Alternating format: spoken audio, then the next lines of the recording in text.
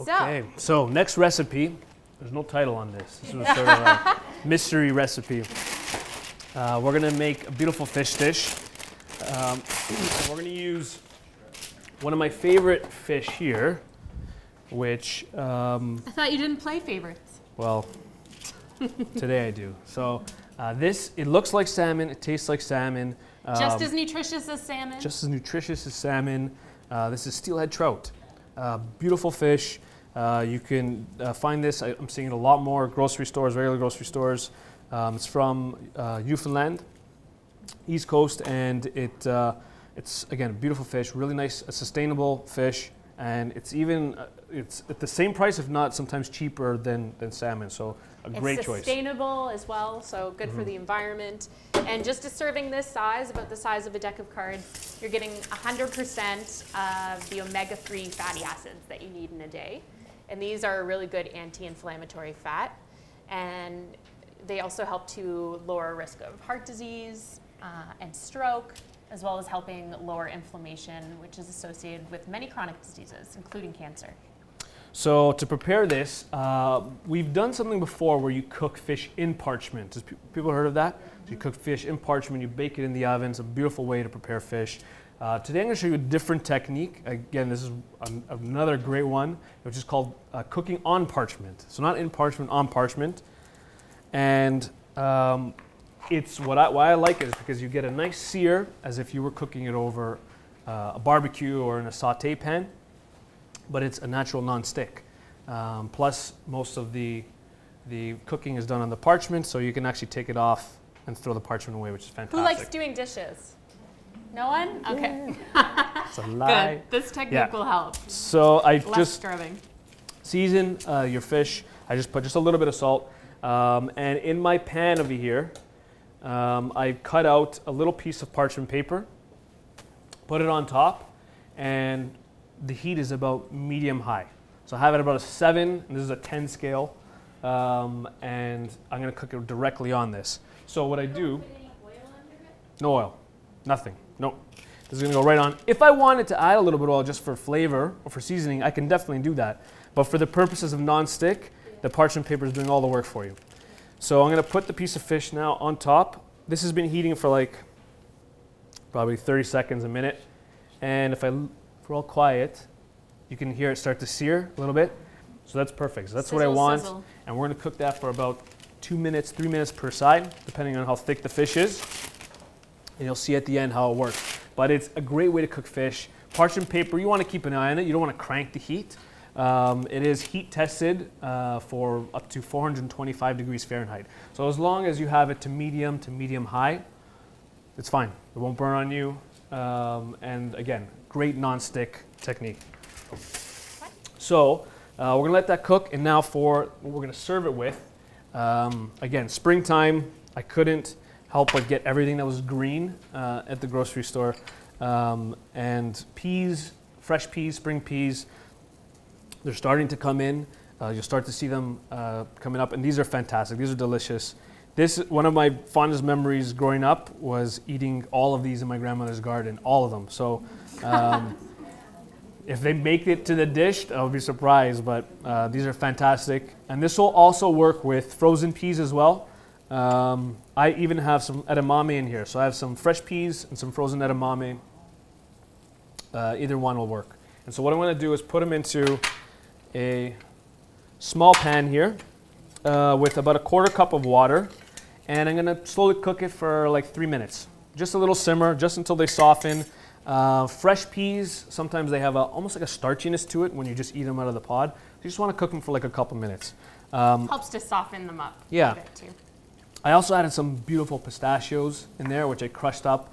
Not because I'm cooking it in there with a little bit of the liquid. That's going to soften up as well. So it's not going to, texturally, it's not going to be as crunchy or bothersome if you can't deal with this texture. It'll absorb some of the water and get soft. How did you crush it up so small? Good question. So you can either, we'll do the quick method. On a cutting board, bottom of a mug, try to keep it contained.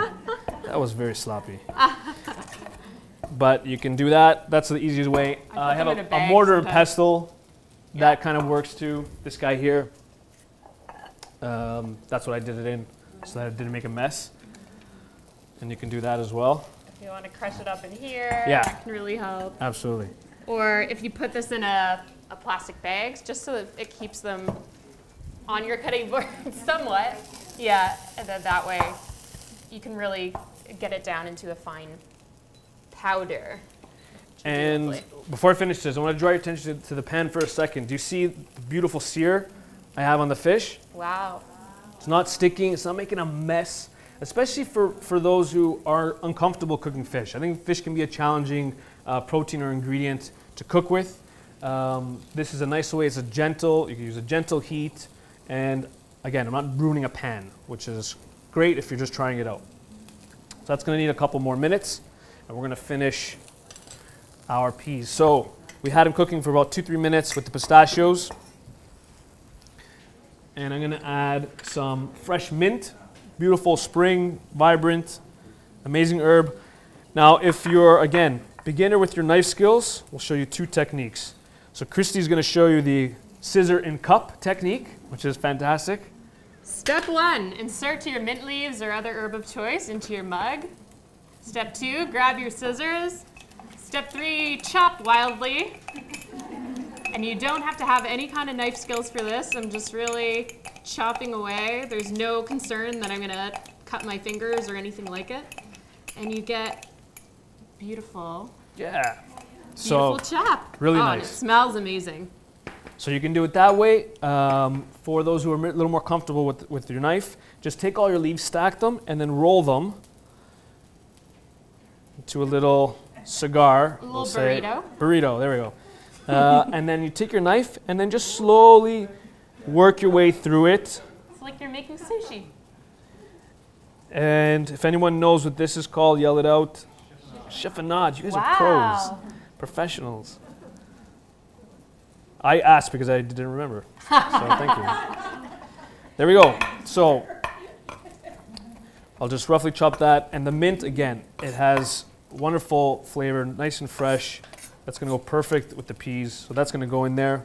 And if you find that, you know, spices and the really harsh flavors upset your mouth or they hurt your mouth sores, mint, you know, some of the green herbs are a really great way to up the flavor without increasing the spiciness. Again, zest technique. We got a lime this time. Wash it well.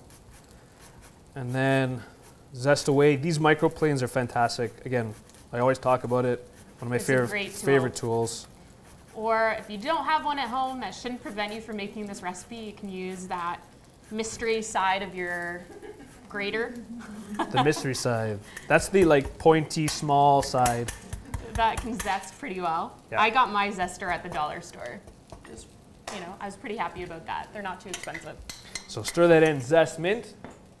We're gonna add a little bit of olive oil. Again, depending on your needs. Right. If you're this looking is a for good more way calories, to up the calories yeah. if you'd like. And then, of course, if you wanted to keep it on the lighter side, you don't have to add the extra oil to it. So we're gonna stir that through. And then, actually I'll keep this. And then we're gonna mash it up. If you have a potato masher, that's like the best one. I don't have it.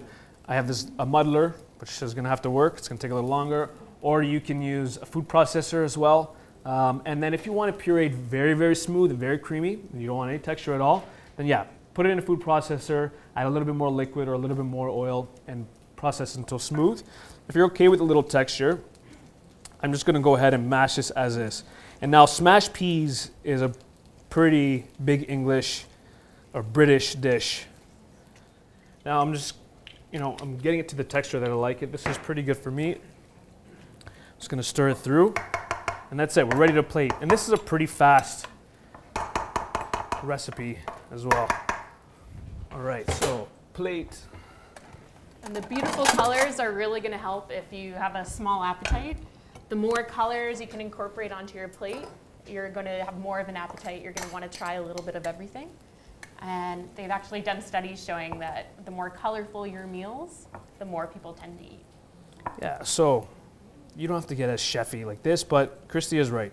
Appearance is maybe not just as important, but it definitely helps with appetite and the enjoyment of the meal. So we'll put some of those smashed peas down. This fish, like super easy. And like no sticking, no hesitation at all. That goes right on top. And this is done. Like it's really, really easy to do. No mess on your pan. Yeah, and now I'm going to just do a quick sauce to finish it. So I'll keep the pan, but otherwise it's ready to go. Again, if you have a dry mouth, the best thing you can do is serve sauce with everything. If you're going to a restaurant, order extra sauce, gravy, things on the side, so that you can really, moisten each bite so that you're able to have it. This is a really beautiful sauce that'll add some flavor and some extra calories as well as some moisture. Yeah, and again, we're looking for calories, so I have a little bit of butter in there, a little bit of shallots, or you can use just a little bit of onion, finely chopped, and some capers. Capers have a little bit of a brininess to it, so it helps with the flavor. But again, if the brine itself, like a pickle brine or something, is bothersome, then you don't have to add this either. This can be good for people who find that there's a lack of taste, that food just doesn't have much of a taste to it at all. Mm-hmm. Really strong flavors like capers, olives, sharp cheeses, even bacon bits, things like that really kind of increase your ability to taste. So adding those as accompaniments to your meals can be a big help.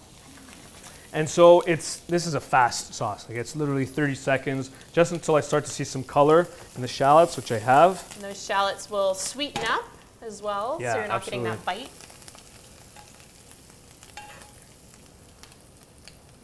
That's it. Just like a little bit on top. Again, this is adding a little bit more moistness to that fish, which is going to be pretty flaky and tender already. And can you smell that? Like, yeah. Oh, yeah. Yes, that's the response. What a gourmet meal. And that's it. So, minted peas with our steelhead trout.